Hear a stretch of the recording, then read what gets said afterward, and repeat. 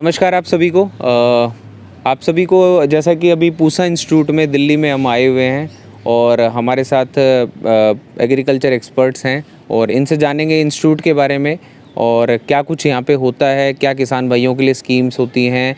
अभी हम लोग पूसा इंस्टीट्यूट के फील्ड में खड़े हैं जहाँ पे रिसर्च किया जाता है, पौध लगा के खुद से देखा जाता है क्या कुछ होता है। तो सर से जानते हैं। सर, आपका नाम सबसे पहले बता दीजिए। मेरा नाम डॉक्टर हरीश कुमार और मैं पूसा संस्थान के कृषि प्रौद्योगिकी सूचना केंद्र एटिक में कार्यरत हूँ।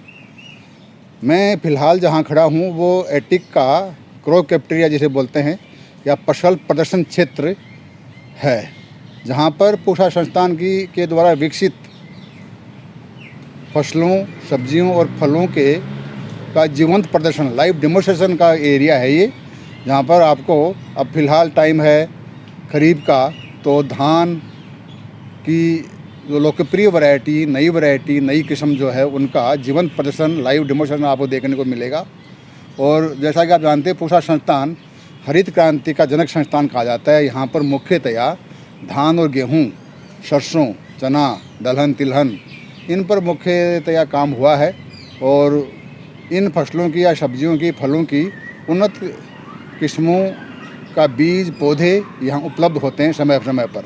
जैसे फ़िलहाल अब टाइम आएगा रबी का, तो रबी की सब्जियाँ, फूलगोभी, पत्ता गोभी, ब्रोकोली, बैंगन, टमाटर, इन सब के बीज यहाँ उपलब्ध होते हैं। तो सर, जैसे जो आप बता रहे हैं इन सब चीज़ों के बीज उपलब्ध होते हैं, तो ये किस टाइम पे उपलब्ध होते हैं और किसानों को, किसी भी व्यक्ति को खरीदना हो तो कैसे पता लगता है कि भाई अब अवेलेबल हो गए हैं, अब जाना है, हमें जाके खरीदना है? हाँ, बहुत अच्छा प्रश्न किया आपने।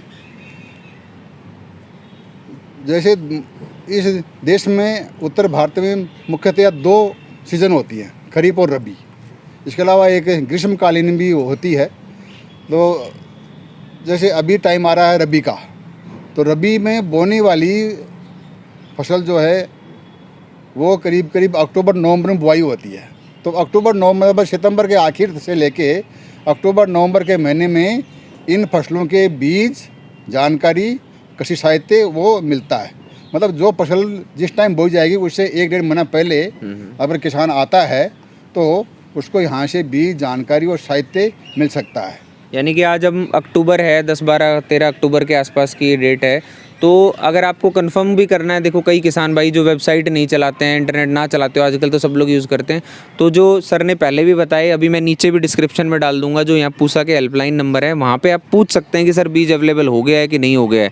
ऐसे कंफर्म कर सकते हैं ना सर बीज का? एक तो हाँ, ये है कि फ़ोन से आप मालूम कर सकते हो, जो मैंने फ़ोन नंबर दिए हैं।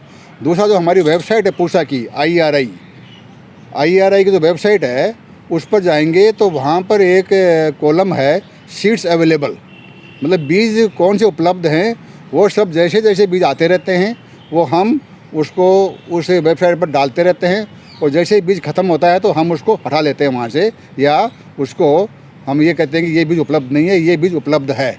तो हमारी वेबसाइट है IRI पूसा की, गूगल पर जाके देखेंगे तो ये सब जानकारी आपको मिल जाएगी।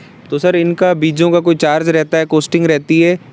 हाँ, बीजों की प्राइस है, आपको पर्ची मिलेगी और बीज जो है, हमारा बीज अन्य प्राइवेट कंपनियों से सस्ता होता है, अच्छी गुणवत्ता वाला होता है, तो प्राइस होती है और उसके बारे में जानकारी भी दी जाएगी आपको। जो भी उपलब्ध अनुभव है उसके बारे में आपको बताया जाएगा।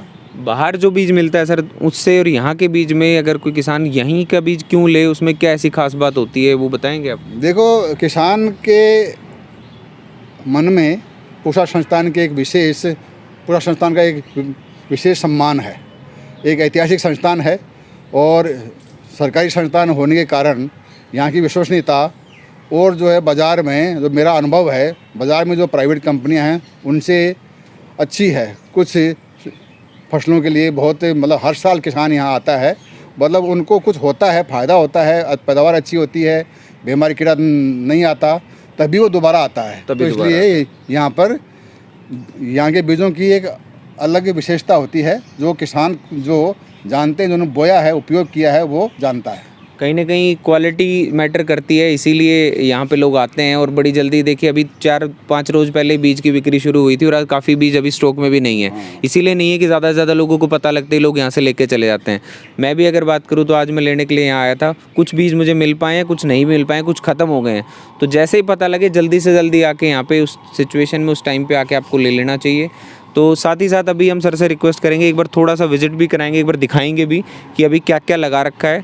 और हेल्पलाइन नंबर आपको मैं डिस्क्रिप्शन में डलवा दूंगा, नीचे आप देख सकते हैं हेल्पलाइन नंबर।